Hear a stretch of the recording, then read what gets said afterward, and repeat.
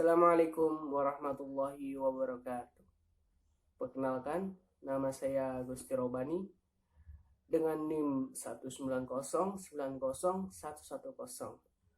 Saya di sini akan menjelaskan tentang bagaimana saya mengerjakan proyek UAS saya, yaitu Sistem pendeteksi banjir menggunakan metode fuzzy logic.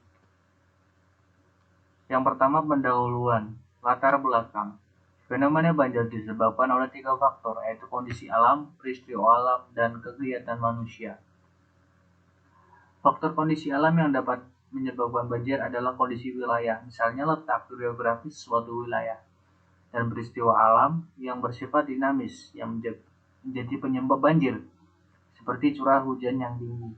Dan ketiga, faktor kegiatan manusia yang dapat menyebabkan banjir adalah pemukiman liar di bantaran sungai. Selanjutnya, rumusan masalah. Kami yang di sini di program saya dengan menggunakan logika fuzzy bertujuan untuk mengetahui tentang apa. Yang pertama, apa yang dimaksud dengan banjir, apa yang menjadi penyebab banjir, apa saja dampaknya, apa itu logika fuzzy, dan bagaimana mengetahui prediksi kemungkinan terjadinya banjir. Bab 2, dasar teori. Banjir adalah bencana akibat curah hujan yang tinggi dan tidak diimbangi dengan saluran pembuangan air yang memadai, sehingga merendam wilayah-wilayah yang tidak dikehendaki oleh orang-orang yang ada di sana. Banjir juga kerap terjadi karena jebolnya sistem aliran air yang ada sehingga daerah yang terkena dampak banjir kiriman banjir setiap tahun pasti akan datang. Banjir sebenarnya merupakan fenomena kejadian alam biasa yang sering terjadi hampir seluruh negara-negara di dunia, termasuk Indonesia. Banjir sudah termasuk dalam urutan bencana besar karena sering meminta korban yang banyak. Bab 3, saya akan menjelaskan tentang logika fuzzy. Logika fuzzy adalah suatu cara tepat untuk memetakan suatu ruang input ke dalam suatu ruang output. Teknik ini menggunakan teori matematis himpunan fuzzy. Logika fuzzy berhubungan dengan ketidakpastian yang telah menjadi sifat alamiah manusia. Ide dasar dari logika fuzzy muncul dari prinsip ketidakjelasan.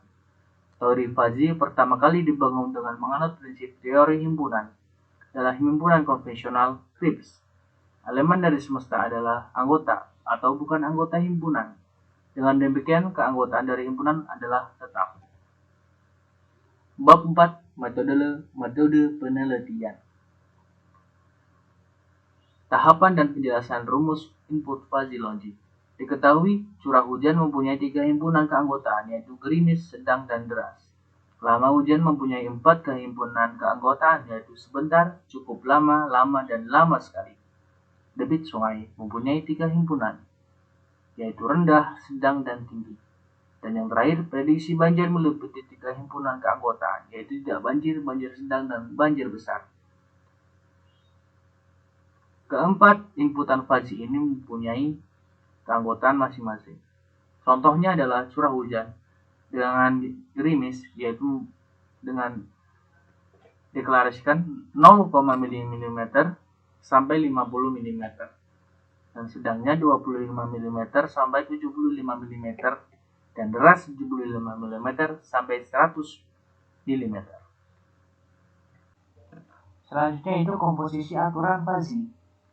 Yang pertama yaitu mx, maka dalam kurung 0,1 x dikurangi 1, lalu 0,33, lalu 0,1 x dikurangi 4, lalu 0,667. Maka jika dia akan dihasilkan 10 akan lebih kecil dari D497, lebih kecil sama dengan 13,33. 13,33 lebih kecil dari D497, lebih kecil dari 43,33. 43,33 lebih kecil dari 497,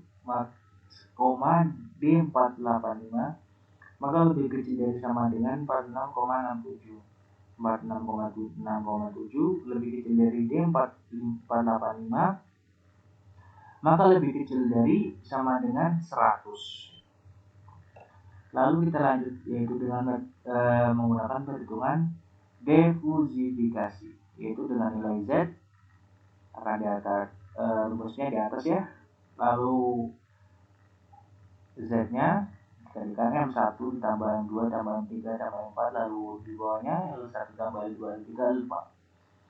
Maka akan diperhitungkan M1 13,33 akar 10, maka dalam kurung 0,1 akan dikalikan X kurangi 1 dikalikan X dx, maka dihasilkan 6,32.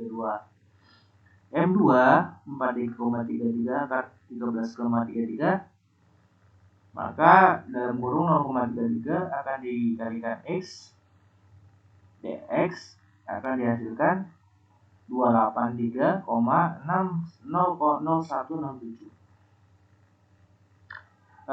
M3 nya 4667 akar 43,33, maka dalam kurung 0,1 akan dikalikan X dikurangi 4, maka dikalikan X dx, maka dia akan dihasilkan 68,69. M4 146 akar 46,67 akan dalam kurung 0,667 akan dikalikan X dx, maka dia akan dihasilkan 2605 dengan 2605,34. Lalu L1 nya 1333 akar 10, maka dalam kurung 0,1 akan dikalikan X dikurangi 1 dx, maka akan dihasilkan 0,33. L2 nya 43,33 13,33, maka 0,33 dx akan dihasilkan 9,99. L3 nya 46,67 akar 43,33, maka dalam kurung 0,1 kurangi X sama dikurangi 4 0,1 dikali X dikurangi 4 dx, maka dihasilkan 68,69.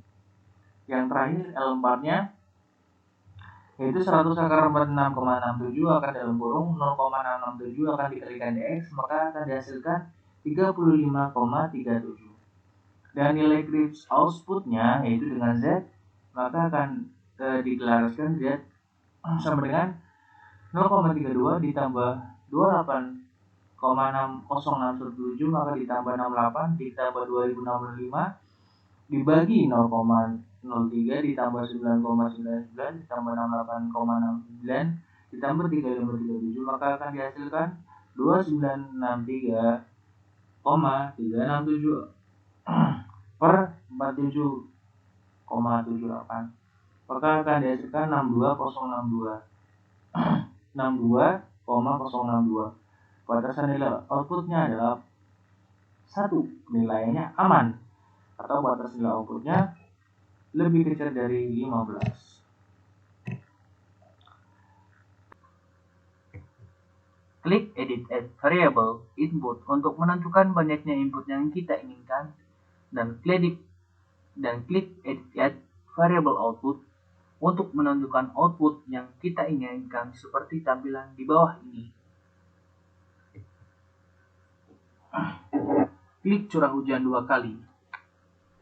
Kemudian masukkan himpunan fungsi keanggotaan berdasarkan data di atas. Untuk model trapesium, gunakan trapezoidea, dan untuk segitiga gunakan trim sehingga range 0 sampai 100. Untuk menambahkan inputan di membership, klik Edit MVS sehingga diperoleh tampilan sebagai berikut. Klik lama hujan 2 kali, kemudian masukkan himpunan fungsi keanggotaan berdasarkan data di atas. Untuk model trapesium, gunakan trapezoidea. Untuk segitiga, gunakan trim dengan range 0 sampai 130 untuk menambahkan inputan di membership function editor. Klik Edit MVS sehingga diperoleh tampilan sebagai berikut. Klik debit sungai 2 kali, kemudian masukkan himpunan fungsi keanggotaan. Untuk model trapesium, gunakan trapezoidea, dan untuk segitiga, gunakan trims dengan range 0 sampai 15. Sehingga diperoleh tampilan sebagai berikut. Setelah selesai membuat inputan dan outputnya, selanjutnya membuat aturan-aturan berdasarkan kepakaran. klik edit and rules, tulis aturan berdasarkan input dan output yang kita buat. Contoh yang pertama adalah kita klikkan gerimis, lalu sebentar, lalu rendah, lalu tidak banjir. Atau jika curah hujan gerimis, jika curah hujan sama dengan gerimis dan lama hujan sama dengan sebentar dan debit sungai sama dengan rendah, maka prediksinya tidak banjir.